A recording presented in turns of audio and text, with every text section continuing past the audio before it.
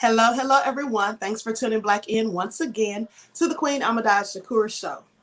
So as you're coming in, please feel free to go ahead and subscribe to my channel if you haven't done so already. And if you haven't been receiving your notifications, please double check and make sure that you are still subscribed. Okay? And don't forget to follow me on Instagram at Queen Ahmadiyyah and on Twitter at DGoddess27. Okay. Hello, Michael Freeman. My mod is in the house. Yes, this episode's going to be fire. That's right.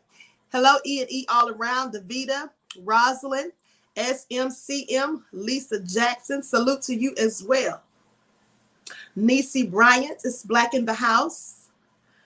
Okay, Misfits is black. Crown I Am. Mar A. Patrick. March Baby 1986 is black again. Miss Natural Candy J. Frida. Ron. Eon Ma'at Bay is black. Silent D is black. Daily Reed. Keisha Davis. Monifa. Sylvia. Northern Bell. Yashim. Marcus. Pamela. Golden Sunsets. Kathy B. Naima. Arlene. Kadifa. DJ Bingo, open lanes, Little Bits.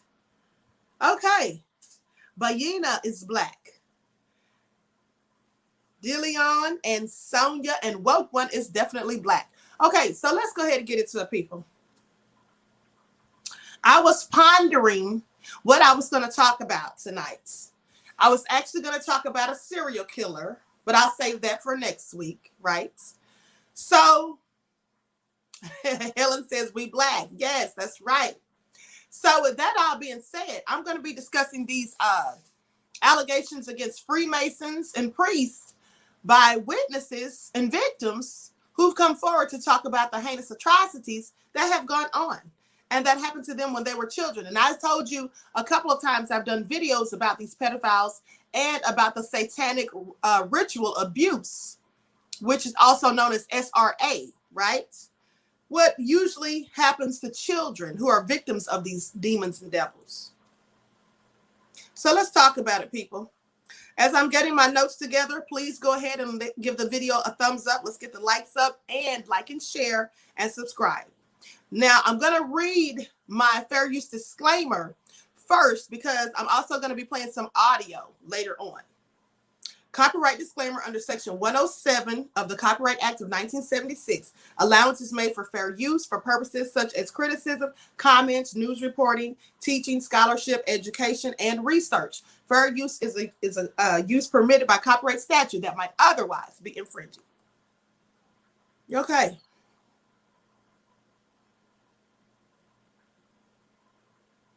First, I'm going to tell you about a victim by the name of Betty. Okay. I'm sorry, Bianca. We'll start with Bianca. Bianca tells her personal story of what she suffered at the hands of Freemasons. Now, Bianca's father began sexually abusing her when she was 2 years old.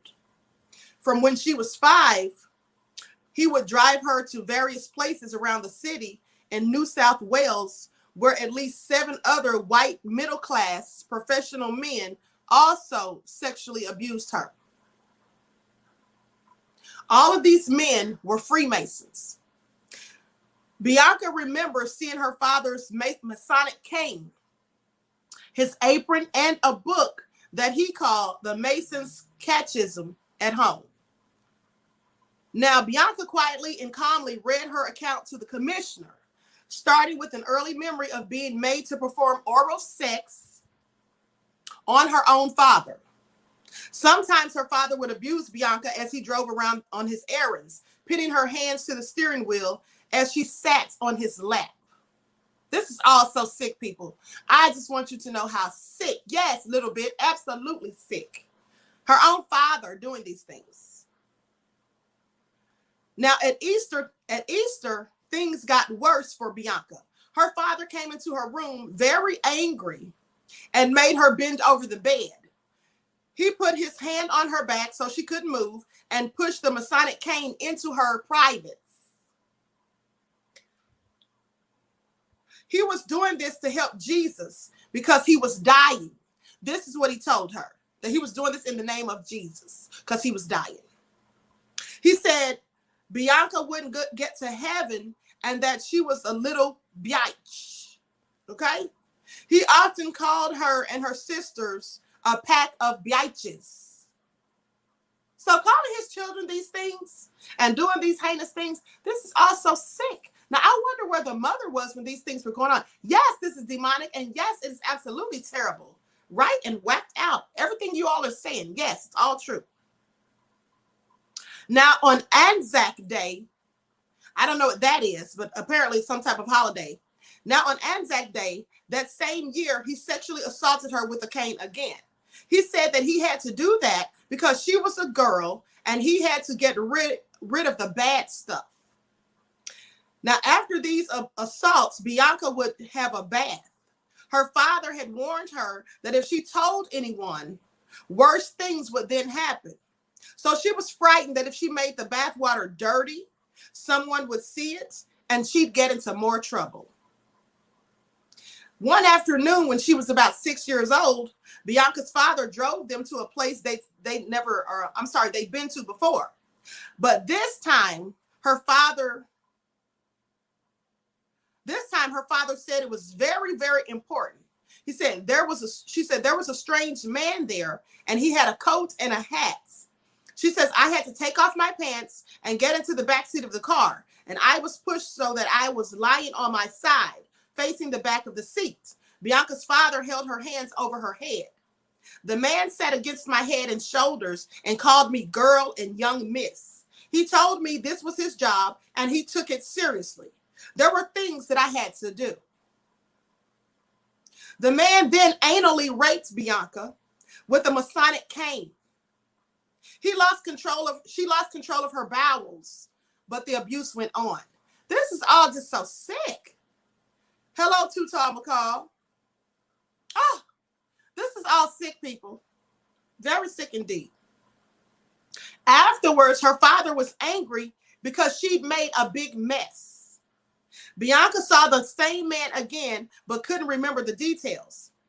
She described being abused by other men, sometimes while her father was there and other times when she was left alone with them. She said, I was aware that they all used various pieces of Masonic equipment, the sticks, the canes, the book, the aprons, and there was a special bag with things in it. The abuse stopped when she was about 11. Bianca now thinks that her father was granting favors to these men in order to be promoted higher in the Masonic hierarchy. She can't remember if she told her mother when she was little about being abused, but years later she confronted them both. They denied it. My mother denied it. She thought I'd been brainwashed. Let me tell you something. When these nefarious things are occurring, oftentimes these women know about it. They absolutely know about it. And sometimes when the children come forward and tell them, they pretend that they think the children are lying. And they'll accuse them of lying and say, oh, you're making this up. Because they will stand alongside these demons and devils who they're married to and protect them. Many women, not all but some. Now, Bianca suffered permanent physical damage as a result of the sexual abuse.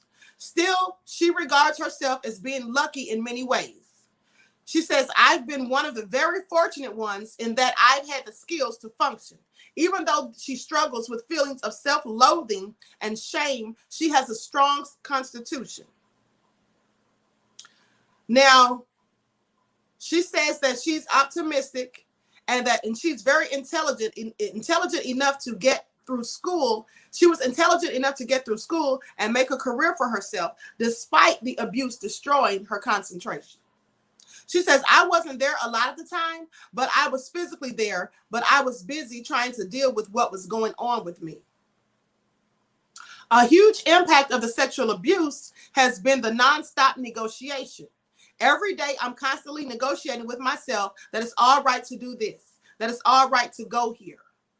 Bianca says it would have helped if sexual abuse was something that could be discussed when she was just a child. She also believes that medical professionals should routinely screen children for sexual abuse. just as they do for allergies, rather than relying on survivors to initiate disclosure. Now, this story is a story of a person who spoke at a commissioner or spoke with a commissioner during a private session of the Royal Commission into Institutional Responses to Child Sexual Abuse. Real names of the individuals have not been used except of public figures in a public context. Okay, the information the person provided is not merely evidence, but the person was a victim, and nothing in this story is a finding of the Royal Commission, and any views expressed are those of the person, not the commissioners, is what they say.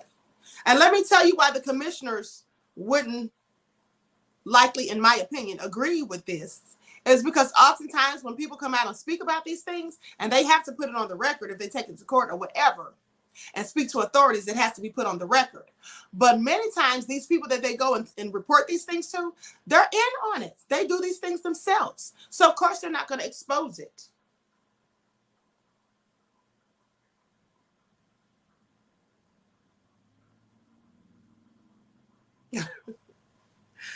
And so this is Betty Sue's story. The first story I told you, that was a woman named Bianca. And this is Betty Sue's story. She says, there's part of me inside that's really pissed off and angry. Why weren't the Freemasons splattered all over the newspapers? Betty Sue's mother died soon after giving birth to her, and she grew up living with relatives in regional Victoria. Now, I want you to know, most of these things happened over in the UK and Europe and places like that. So if you hear cities and places that don't sound familiar, that's likely why. Now, from a very young age, Betty was sexually abused by her uncle. He was a member of the local Freemasons, and frequently from the late 1950s through the late 1960s, he would take her to be abused by 3 other men who were also members of the Freemasons. The abuse occurred at the local lodge. In a written submission Betty gave the Royal Commission, she stated that the abuse was sexual, physical, and mental. Pornographic pictures were taken, which has left me extremely uncomfortable whenever photos are taken of me now till this day. I can remember being passed from one person to another. This is also sad. Literally gang raping these children and using them as pass-arounds. So sick. But they say there's no such thing as elite pedophile rings. I want you to pay attention, because many of the people involved in Freemasonry are elites people, right? Presidents and on down. You understand what I'm saying? Politicians, law enforcement, all of that. She says, I kept running away from home. At one point, the headmaster came and collected me, and I thought he was going to be kind at the time. He says, you know, I'm going to have to take you back home. As a child, I felt there was sympathy or regret that he'd have to do that. But now, as an adult, I think, well, he should have done something. Betty was sent to the local GP because she experienced headaches and anxiety. The doctor prescribed her Valium and Mogadon. Now, for someone that young, there was no investigation into why Betty's next door neighbor grew concerned. I'm sorry, there was no investigation as to why. And then they say Betty's next door neighbor grew concerned about Betty's welfare one day when she was being punished. She came in and wanted to know why. What is going on? What's wrong? I wanted to help her or tell her. She says, I wanted to tell her, but I couldn't. Betty's family were not encouraged to talk about anything. Her aunt washed Betty's mouth out with soap. She says, I actually can't remember what I said, but she washed my mouth out with Jex Steel, wool, and soap. I think maybe I tried to say something or tried to tell. I don't know. Betty finds it difficult to remember her young years in a chronological and coherent way. She says, I have separated my memories into visual, smell, body feelings, and emotions, but I have no memories of voice or sound. I'm compartmentalized these events. I'm sorry. I compartmentalized these events of my childhood so that I could cope with it. I just remember the gloves, the white gloves. One of them had the white gloves on all the time. The abuse by the four men continued until Betty reached puberty. Betty had a child when she was in her early 20s, and her anxiety about being a parent was so severe. She said, I was absolutely terrified that I would be an awful parent because I had no idea. I was thinking I'd probably end up doing what I'd been through, or whatever, being nasty. I tell everybody that my son brought me up. Throughout her life, Betty worked hard, but found it difficult to stay in a job for a long period of time. She says, I've had more jobs than you can poke a stick at. It's my mouth that usually gets me into trouble at work. I don't keep it shut when things go wrong. She has been sexually harassed by employers, managers, and fellow workers. She says, it's like you had a neon sign on your face. You're a victim. You can do it again. If you had any self-confidence, people wouldn't take advantage of you. These are the things that she would think. Now, a direct result of her abuse is that Betty has always been hypervigilant around children, not just her own, and has to speak up when she sees either adults or children acting sexually inappropriately. She wishes that someone had done the same for her when she was just a child. She says, I make mistakes, and I do get embarrassed when I do make mistakes, but I prefer to make the mistake than not. Her mental health is fragile, and she has been diagnosed with complex post-traumatic stress disorder. Betty has attempted to take her life many times as well. She says, I have used the idea of suicide as a relief, a way out. And I think I was about 6 when I first tried to commit suicide. Betty went back to university to study a creative arts degree, but found the course confronting, especially about the subject of sexualized depictions of children in artworks. She says Bill Henson, the artist, came up, and the attitude of the people in the art world about using kids in art, well, sometimes I withdraw and hide, and other times I'm a little bull terrier, and I don't give up. And I made the mistake of speaking out, but I just can't believe their attitudes. It's okay. It's art. Most of the time, I feel like I'm a square peg in a round table. I had a nun molest me at 4 years old. They are creepy and being used by the Catholic Church. Oh my goodness, Harlan Brown. I'm so sorry to hear that. And I've heard of these things before. And it's so ironic and crazy at the same time to me that priests and nuns are the ones accused of these things more often than not. This is really crazy. Now, she goes on to say, hold on. Okay, goes on to say, some years ago, Betty contacted the police to seek advice on whether the photos the men took of her might be circulating around. The police were unhelpful and Betty was crushed. She has no trust in authority or in institutions and hopes that the Royal Commission can make a difference. And I want that difference to be maintained. One of the things that I would like to see come out of this is guidelines for any groups, whether it's faith-based or whether it's education-based or just purely entertainment. It should be the law that they have to make their staff aware of things to pick on.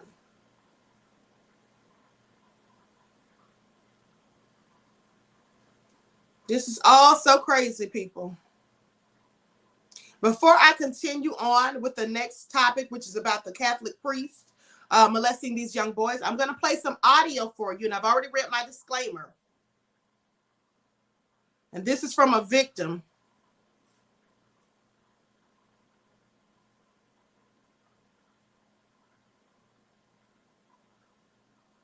As me, as a kid, I was about 11, 12 years old. At the time when these images were taken, I was going to school every day. I had, on the surface, a normal life. But since I was a young child, I was being raped by my father. But it got a lot worse as I got older. My father is a Freemason. I was taken to a lot of rituals in central London, in the Grand Lodge, or sometimes more locally in the local area where I lived, which was in Richmond, Teddington. What was the main way in which the Freemasons abused children, and you specifically? The main way was rape, but the worst ways were using your hand to kill another being. What was that abuse? Just so that we can then understand what you're acting out here as children. I saw a little boy being murdered by the Freemasonic group, and in this particular ritual, which is in the Grand Lodge in London, I've talked about it in other videos, there were many little boys. I saw how there was rape in different rooms of the Freemasonic building, where the little boys and me were taken into rooms and raped by these men, and this boy, he was lying on the altar, and then they made each little boy in turn come up and stab him with a knife in the heart to kill him. Why do you think they did that? To have power over you so that you won't speak out. So in this footage that we're going to see, there is footage that includes your father, who was the man who took you to these Freemasonic lodges and participated in rituals in which you were abused together with other children. What is your intention with this video?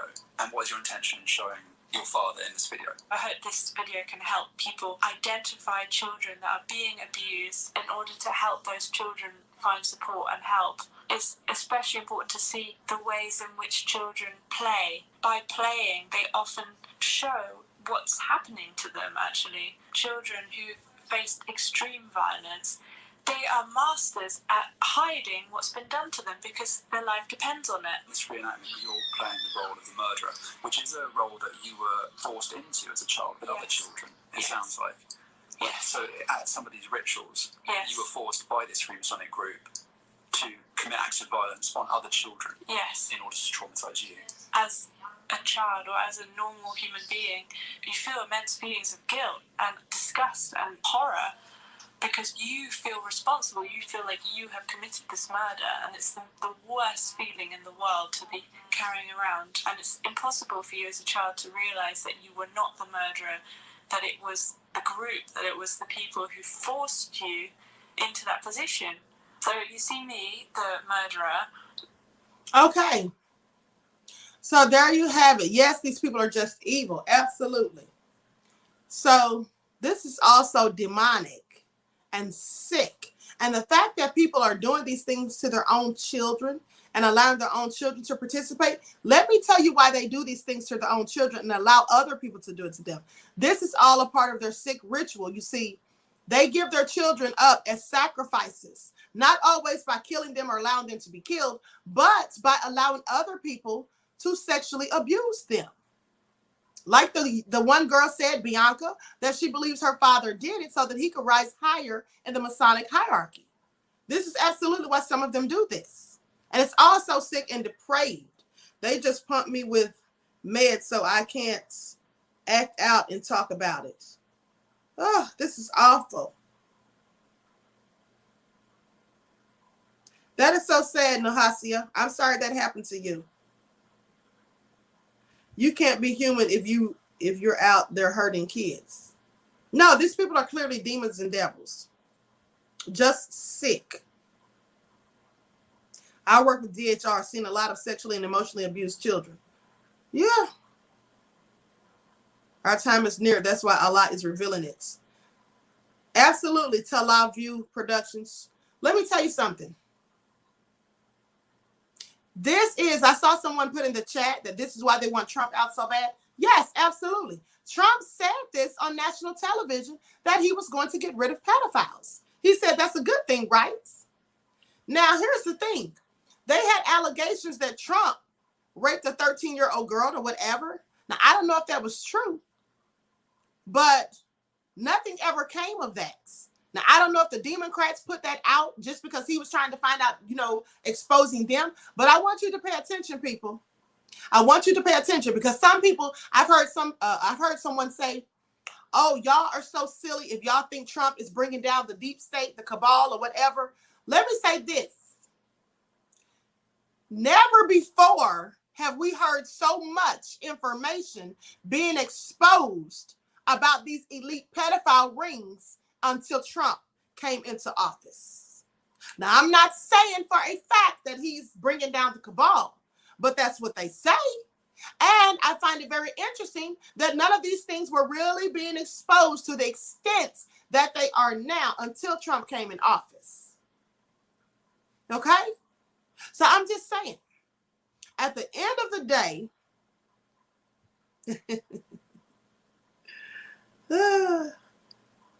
it was all false, and he's about to drain the swamp. It was all false, and he's about to drain. Yes, absolutely. I mean, you have to ask yourselves, why are the Democrats so dead set on getting him out of there? It's not because he's racist, because they don't care if he's racist. They're racist too. They are racist too. So that's clearly not why. It is not because they think he's dividing the country, because the country's always been divided. Black people have always been on the bottom, separated from everyone else, especially from the Mayo Clinic. And that's just the way it's always been. Now, the thing is, many of the racists who were hiding in the closets, they came out when Trump came to office because he made them emboldened. That's his base, his main base. But at the end of the day, I find it interesting that anyone who talks about these elite pedophiles on Twitter and Facebook, they want to take down videos. They want to say it's conspiracy theories. People who talk about it are coming up dead. It's all types of things that are going on, right? So there has to be some air of legitimacy to it. Let's not forget the QAnon. Now, QAnon is banned from Twitter, I do believe. And they call the people who follow QAnon conspiracy theorists and occults. These are the things they say. And I want you to remember that they've been taking down the hashtag Save the Children. And they say that Bill and Melinda Gates have been having that done. Now, my thing is this. Why would anybody want to take down hashtag Save the Children? Especially as it pertains to the trafficking of children and pedophilia. Why would anyone other than a pedophile, a child abuser, some type of demon or devil want to take that down? That's what I'd like to know. That's what I would like to know. Okay? And I know for a fact they're lying when they say there's no such thing as elite pedophile rings. Because clearly there are many of them all across the globe. Now, this is the Scottish Child Abuse Inquiry. Boys raped by priests at satanic parties. Now, I want you to listen to that carefully. Priests at satanic parties? People who are supposed to be people of God. But this is what they're doing, worshiping the devil. Pay attention.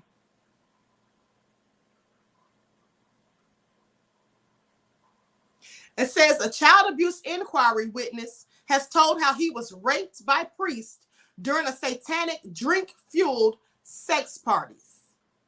During these satanic drink-fueled sex parties. That is so sad. Now, David Sharp also described a catalog of sexual, physical, and emotional violence at St. Ninian's in Falkland, Fife, between 1971 and 1975.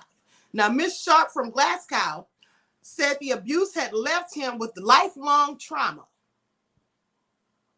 The Independent Scottish Abuse Inquiry is looking into the details of this historical abuse of children in their residential care.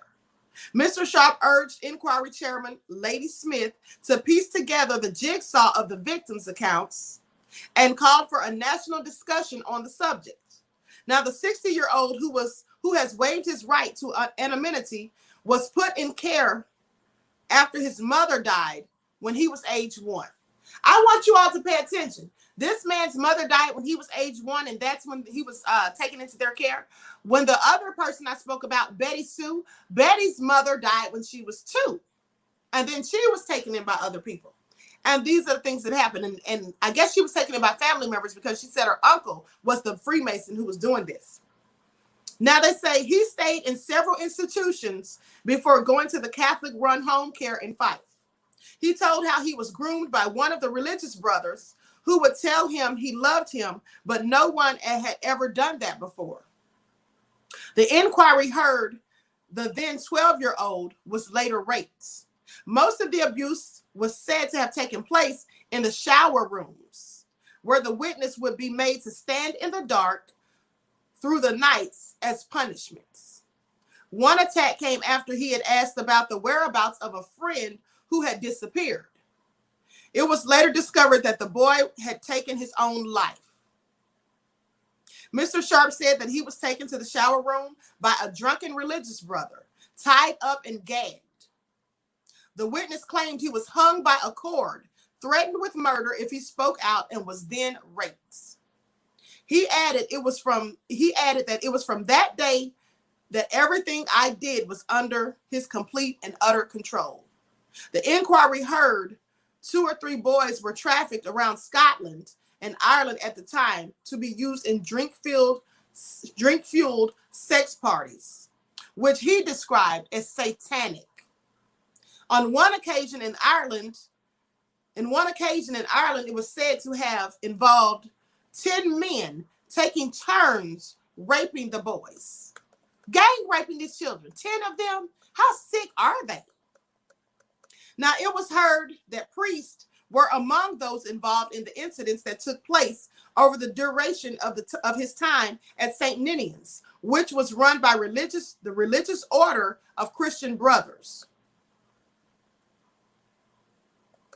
He left the home at age 16 without any memory other than continually being abused. Now, that's just sad. He left there and all he could remember was the times that he was abused and molested. He had no good memories of that place. It was then that he found out that he had a family, but he did not settle and become dependent on, and he became dependent on drugs and alcohol. This is often what happens. When you see these kids who were child stars in Hollywood, and now they're on crack and drugs and alcoholism and all that stuff has befallen them, that's because likely they were abused. Like Macaulay Culkin, they say that he was abused. Remember, he had a history of drugs. Then when you look at Orlando Brown, same thing. He says that he was abused. Todd Bridges says that he was abused. All of these children, Corey Feldman, Corey Haim, and Corey Haim ended up dying. He committed suicide. But he had battled drug abuse for years.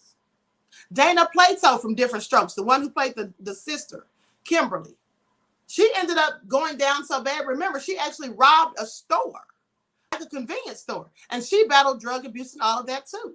This is what happens to these kids. They destroy their psyche. They have lifelong scars, the wounds that won't heal. All of these traumatic memories that they try to mask by taking drugs or doing alcohol. He said he struggled with a pound a day habit for up to 25 years and attempted to kill himself on numerous occasions. Mr. Sharp was married for 5 weeks during this period until his wife died of natural causes. Now, this led him to having a breakdown, and he was taken into hospital care where he found religion and decided to turn his life around. The inquiry before Lady Smith continues. Okay, so that's just the part of it, actually. So with that all being said, this is so sick. Heather O'Rourke from Poltergeist was raped to death. Yeah, and you know, when that little girl died, they said she died from Crohn's disease or something like that. But yes, they absolutely said that she was being molested as well. Okay? Also crazy. Now, while I'm looking for this next video, everyone please get the likes up, like and share.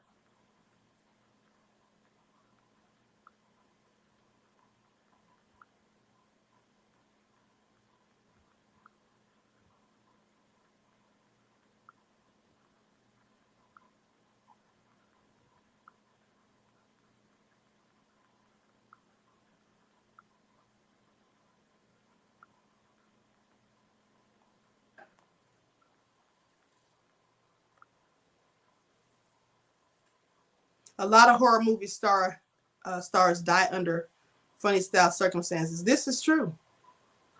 This is absolutely true.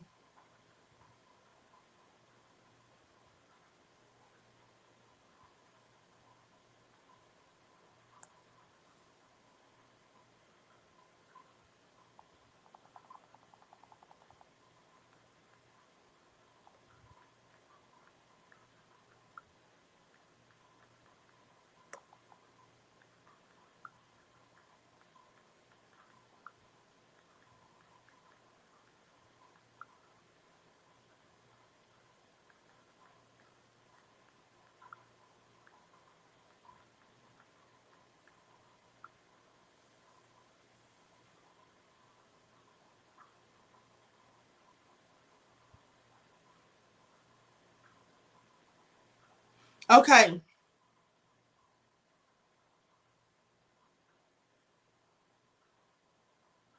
This is Mariah Carey's sister.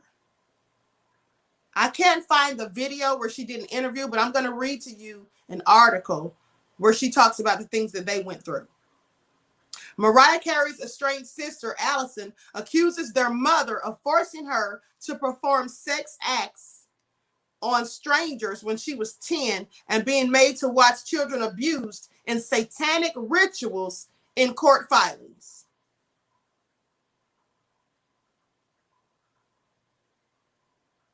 And remember, their mother is a member of the Mayo Clinic.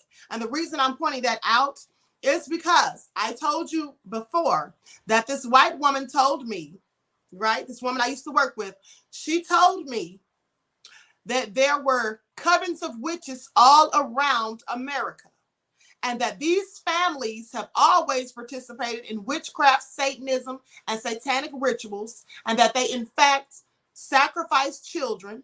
She told me how they hide the bodies, how the children are conceived, and all of that. And I've told you all this before. That's why I wasn't, that's why I'm pointing out that Mariah Carey's mother is white, because all of these people that the woman told me about, she said they were all white people. And she said they've done these things from generation to generation. Okay? Because all those Sandy Hook parents got a brand new schoolhouses and cars and vans and minivans. The girl that played Nellie Olson on the Little House on the Prairie was also abused, and so was Shirley Temple Black. Yes, I heard about Shirley Temple. I didn't know about Nellie, but I'm not surprised. Okay, now the troubled sister of Mariah Carey has filed a summons with notice naming her mother as a defendant, claiming that she was sexually assaulted as a child, causing her to misuse drugs and to suppress the horrific memories. And she filed this year. In August of this year. That's when this article was published. So this must have been recently that she filed this. Now, Allison Carey, age 57, has accused her mom, Patricia, of allowing and encouraging adult men to engage in sexual acts when she was just 10 years old in a document that was filed in February. Now, according to the summons, with notice filed with the New York Supreme Court and seen by the dailymail.com, Allison alleges that as well as enduring her own abuse, she was also forced to watch other youngsters being abused during the middle of the night in these satanic worship meetings that included ritual sacrifices. Now, Allison, age 57, is known to have once worked as a prostitute and is now HIV positive. She is believed to have lost her teeth and is now desperate to get money to have them fixed.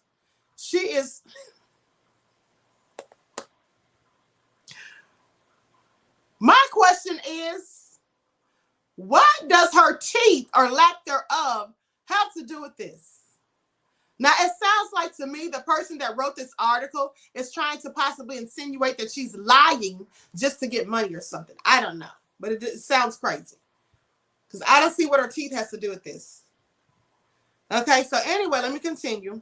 She is estranged from her superstar sister, Mariah, and her mother, an Irish-American former singer with the Metropolitan Opera. She filed a summons with notice about her allegations earlier this year, but no further complaints have been made. Now, Allison is representing herself in this case. The summons reveals more wild claims about the events that Allison claims she witnessed during what would have been in the early 70s, the early part of the 1970s. Now, in a document, she says her mother allowed the men to engage in sexual acts, including forcible touching and sexual assault in the first degree. The legal document that was filed under the Child Victims Act, which temporarily waives the statute of limitations in underage sex cases, states that the identities of the men involved are presently unknown. A timeline for the alleged abuse is also not given. In the summons, Allison claims that there was a result of as a result of what she witnessed and endured, she has been diagnosed with post-traumatic stress disorder. anxiety as well, and depression, which in turn put her on a downward spiral of drug abuse in an attempt to suppress the horrific details and memories. She also notes that the trauma she felt meant she had to undergo extensive professional counseling. The plaintiff now demands compensatory money damages for immense psychological and physical damage, mental pain and anguish, and intentional infliction of severe emotional distress. And this is all what is in the lawsuit. Now, the document said that Patricia Carey had 20 days to respond to the complaints if she was served the summons. The document does not indicate whether Patricia Carey has been served with legal papers, and no complaint has been filed. Now, they have a picture of the documents on here also, just to clarify that she, in fact, has filed this paperwork. Okay, she also notes that the trauma she felt meant she had to undergo extensive professional counseling. Plaintiff now demands compensatory damages. Oh, I'm sorry, I already read that part. Okay. So then it goes on to say, in a previous interview in 2018, Allison Carey claimed that a family member used to take her to occult gatherings in the early hours of the morning when she was abused by cloaked worshipers. Terrible things would happen, she said, things that a child should never see.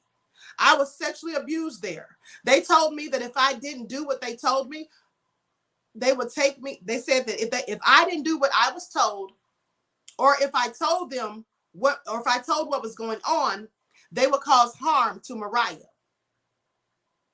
In 2016, Carey was found to be working as a prostitute out of a hotel in Saugerties, Ulster County, in upstate New York, when she was caught in a sting operation by police.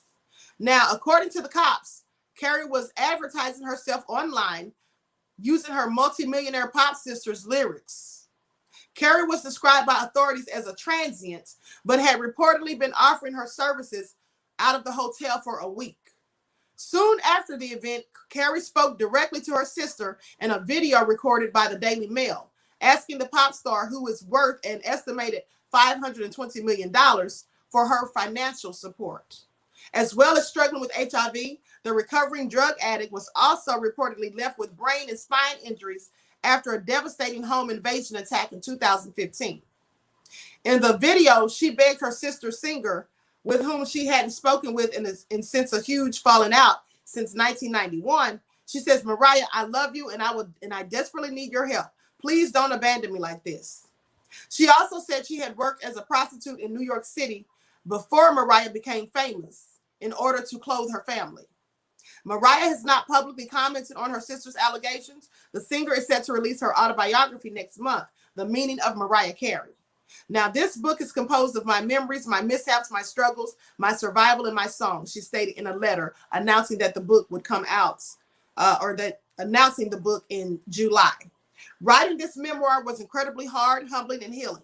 My sincere hope is that you are moved to a new understanding, not only about me, but also about the resilience of the human spirit. And this is a video of her, I guess, begging Mariah for help.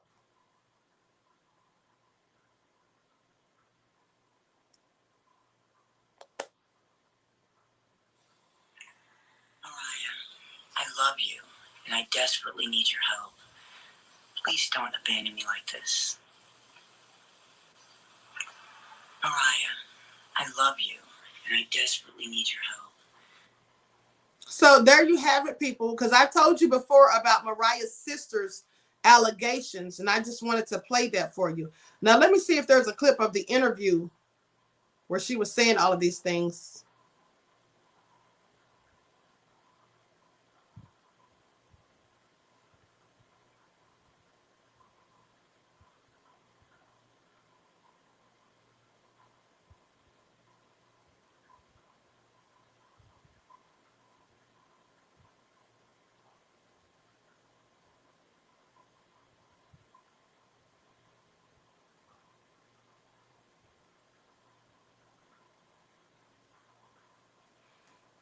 Yeah, I can't find the interview. But nevertheless, you get the points. Mariah somewhere popping pills and sipping vodka unbothered. So Todd McCall, please don't make me laugh, okay? Not popping pills and sipping vodka unbothered. You know what? Could be the case. And here's the thing, no excuse. She should have never had to ask. Modest accommodation should have always been in place. This is described in the Wisdom of Solomon. I didn't get to see all of that post. Mariah needs to help herself. She can't have her fame and not pray to Satan.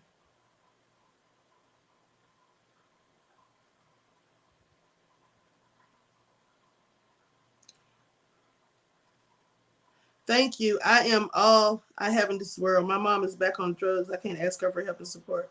She's mad at me to this day. Luckily, I met a man who is standing by my side through the journey. Well, that's good to hear, Nahasia, that someone at least has your back. Sometimes you just have to cut people off when they have put you through such traumatic things. So maybe you just need to sever ties with your mother until she comes to the conclusion that she wants to apologize or, repent for her actions. Sorry for being late for class. Oh, just cut it out. Talking about sorry for being late for class. Listen, I'm going to go ahead and conclude this broadcast. But I want you all to be sure to tune back in tomorrow. Okay? Tune back in tomorrow at 6 p.m. I may do a video before that. I'm not sure. But I will definitely be doing a video tomorrow at 6 p.m. This is very pertinent and need to know information. So make sure you tune back in, okay? And I would like to thank you all for tuning in once again, and especially thank all of you who tune back in for my multiple videos that I do daily. With that all being said, don't forget to catch me Monday through Fridays at 9 a.m. for your morning wake-up call, and then Monday through Friday at 6 p.m. for your dose of your daily vitamin. All right? With that all being said, I wish you love, peace, and prosperity. Enjoy the rest of this evening. And until next time, I will talk to you all again soon. Peace.